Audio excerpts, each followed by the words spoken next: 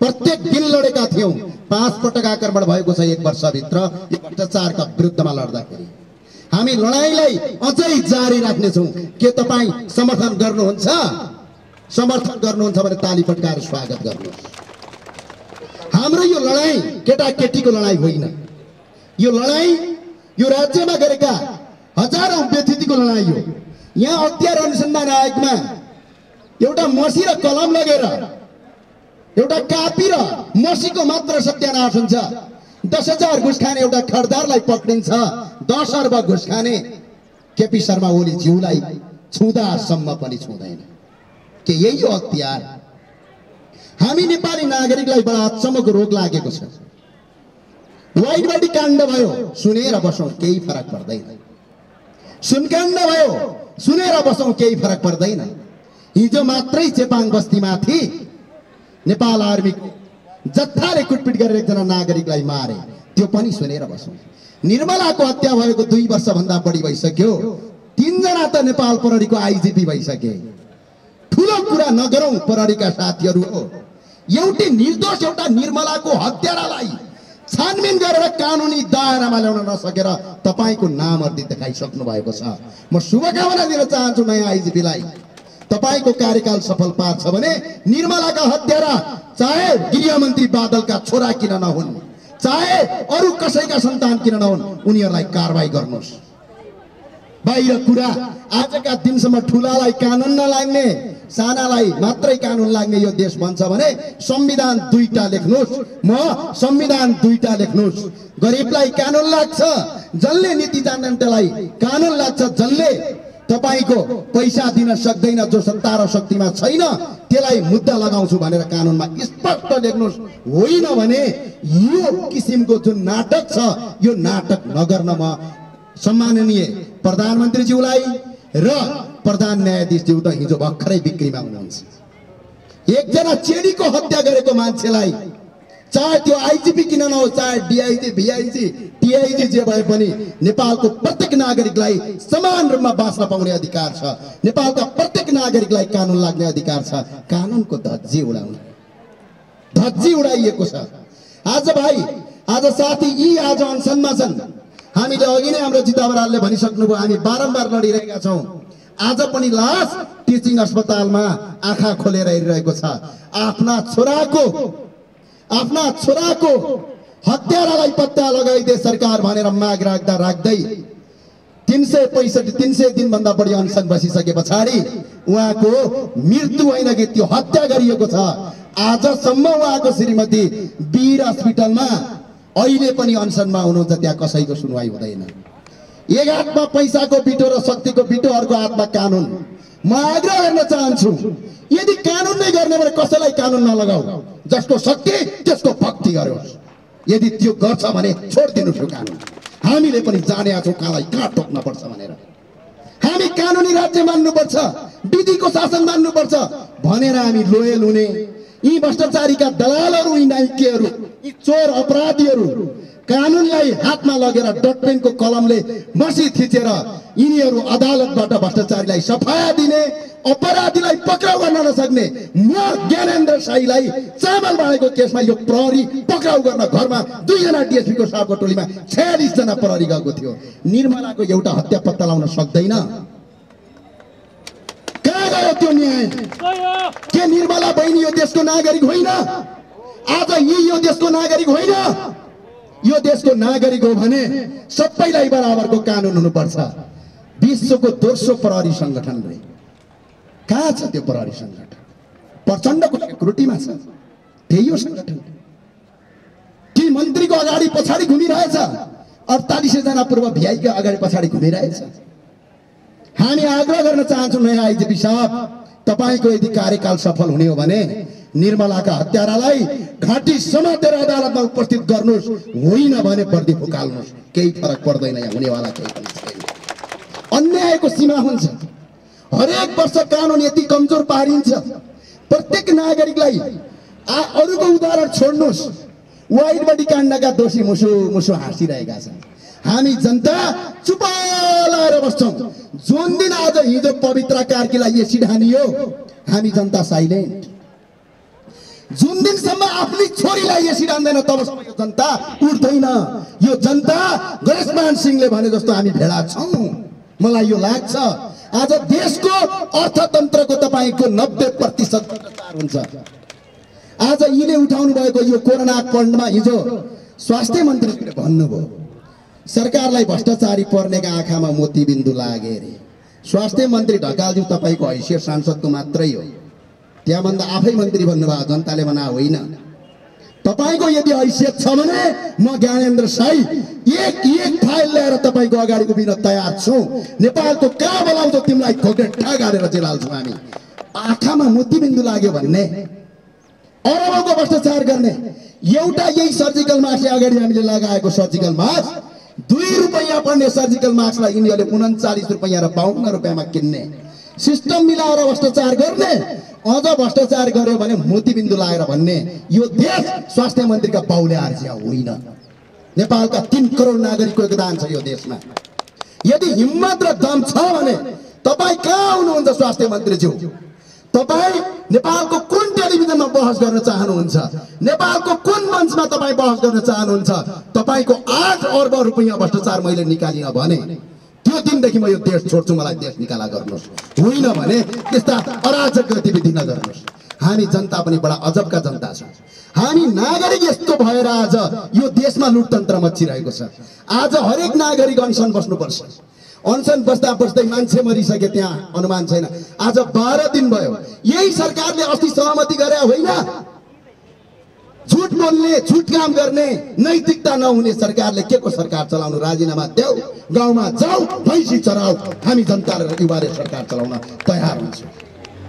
हरेक वर्ष तपाईको करमा छली छ।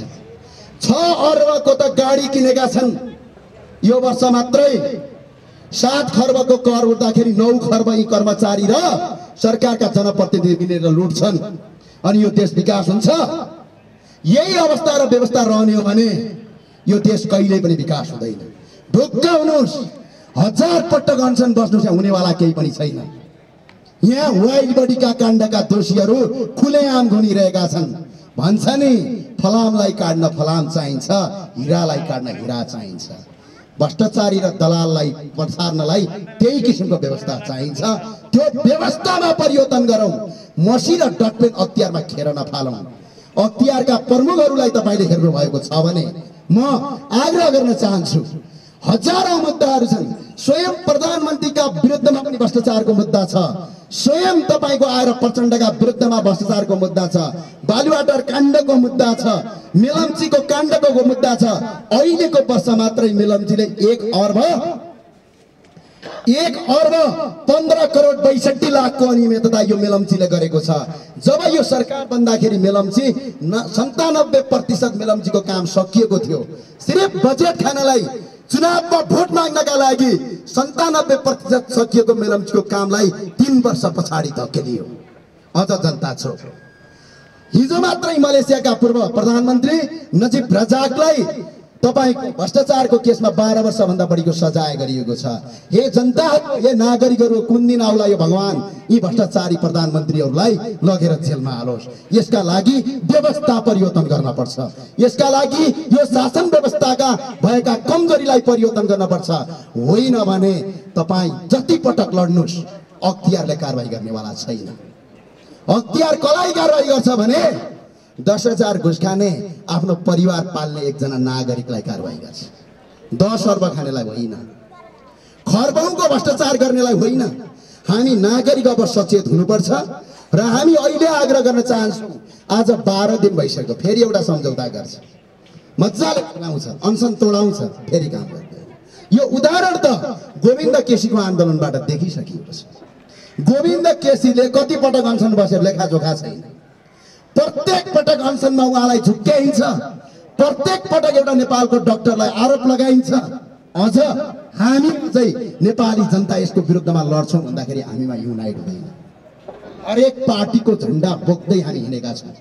नेपालका नागरिकलाई मेरो आग्रह छ, जुन दिन तपाईँ पार्टीको झण्डा बोकेर छोडेर राष्ट्रिय झण्डा बोक्न सक्नुहुन्न, त्यो दिनसम्म यो देश विकास हुँदैन। तपाईँ ढुक्क हुनुहोस्। जो आए काले भाले साले जो आए पनि केही हुनेवाला छैन। अब मेरो आग्रह के छ भने यो अनसनमा जुन हिसाबमा भइरहेको छ, आज हामीले तपाईलाई अघि नै जानकारी गराइसक्यौं। आजको यो आम सभा भनेको हाम्रो तयारी बिनाको, हामी तयारी बिना आज लडिरहेका छौं। यो सरकारले यहाँभन्दा बढी ज्यादती गर्छ भने सरकार तेरो सिंहदरबार जाने गेट बन्द गर्न सक्ने क्षमता हामीले राख्दछौं। यो कुरा नभुले हुन्छ।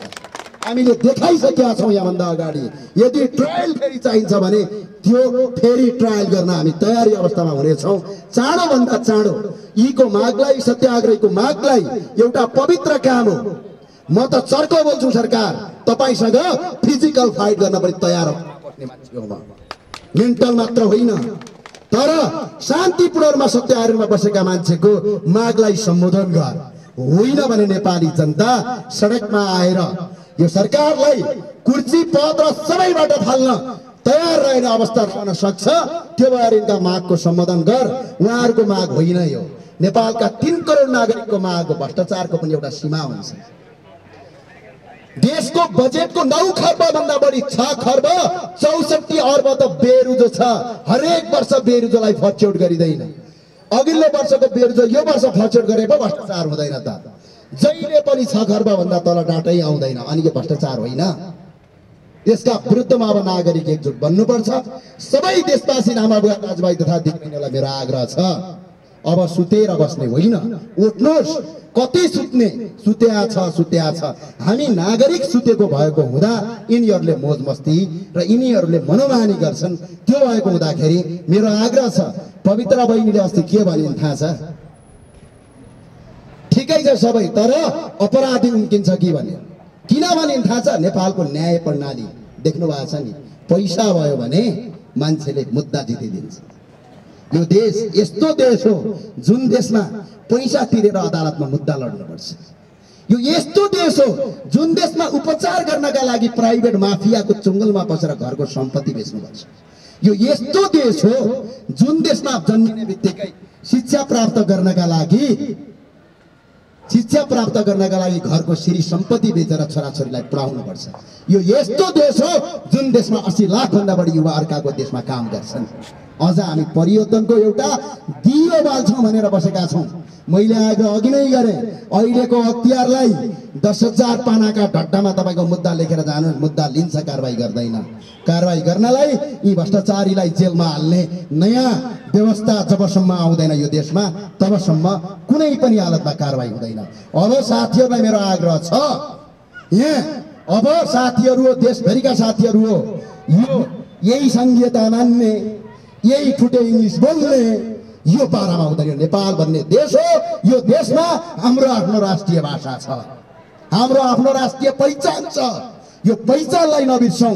यो देशमा बस्ने जति पनि साथीहरू हुनुहुन्छ, यो आफ्नो मान्यतालाई नबिर्सौँ। हामी पश्चिमी संस्कृतिबाट बिग्रेका हौँ। म अहिले पनि आग्रह गर्न चाहन्छु, विश्वका जति पनि औषधि उपचार छन् सबै पूर्वीय सभ्यताबाट भएका हुन्। विश्वको पहिलो विश्वविद्यालय पनि पूर्वीय सभ्यताबाट भएको। आज अमेरिकनका कुहिरे भन्दा अगाडि हाम्रो सिन्ध प्रान्तको सभ्यता छ। आज हामी जबसम्म सभ्यता बिर्सिन्छौँ, जबसम्म आफ्नो राष्ट्रियता बिर्सिन्छौँ, तबसम्म यो नेपाली बनिँदैन, यो देश विकास हुँदैन।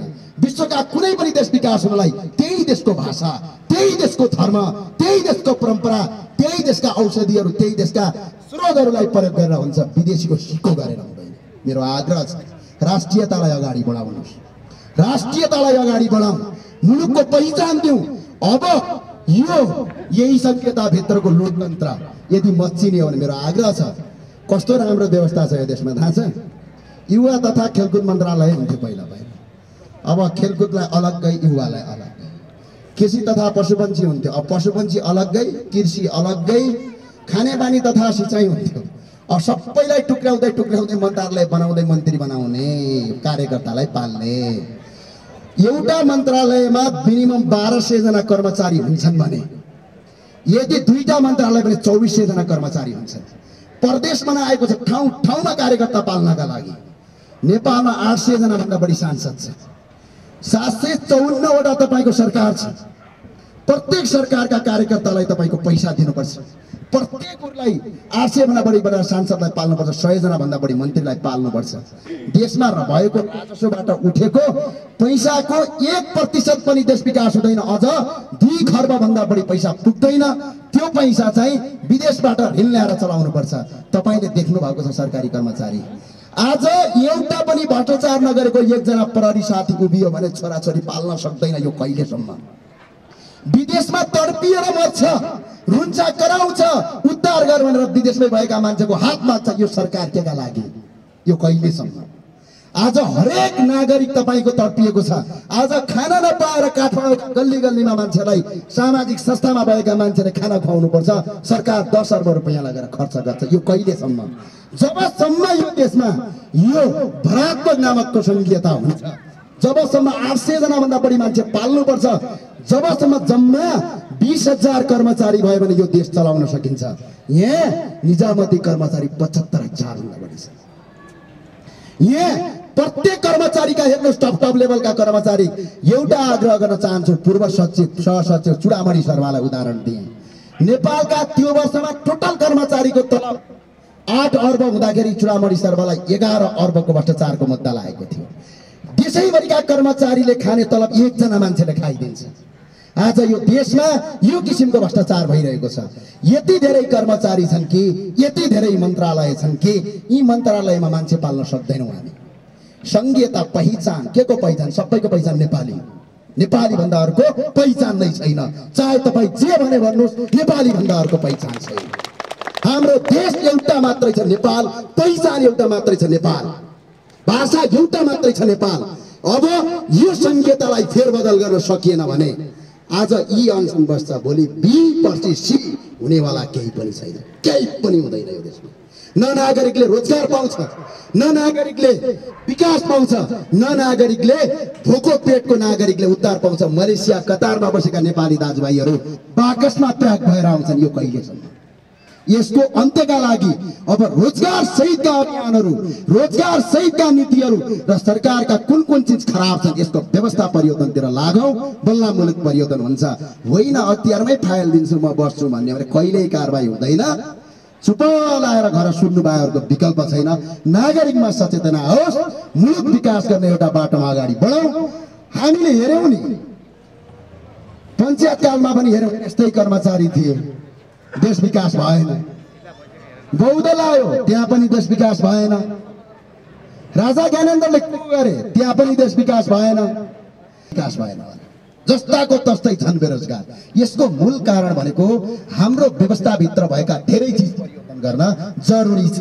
मैले आग्रह गरे नि, यहाँ ढुङ्गा बेच्न पाइँदैन, जंगलको काठ बेच्न पाइँदैन, जडीबुटी बेच्न पाइँदैन। मलेसियाको काठ सजिलै बेच्न पाइन्छ, बुझ्नुभयो? भारतको राजस्थानको मार्बल सजिलै बजारमा पाइन्छ। यही वरिपरिका ढुङ्गा बेच्न पाइँदैन। राजस्थान, मध्य प्रदेशबाट बनेका टाइल्सहरू सजिलै बेच्न पाइन्छ। जडीबुटी बेच्न पाइँदैन, बरु जडीबुटीको ट्याब्लेट बेच्न पाइन्छ। नेपाली मदिरा बनाउन पाइँदैन, सिडिओको यति ठुलो नाग हुन्छ त्यसलाई नष्ट गर्नलाई, बरु विदेशीका ब्रान्डहरू चेस गर्न पाइन्छ। जबसम्म यस्ता किसिमका यी घटिया कानुनलाई परिमार्जन गरिँदैन तबसम्म यो देश 1% पनि विकास हुँदैन। तपाईँ ढुक्क हुनुहोस्। अबको लडाई कानुन परिमार्जन र व्यवस्था परिवर्तनसँग हो। अब यो गरौँ र नयाँ नेपाल बनाऊ। धन्यवाद।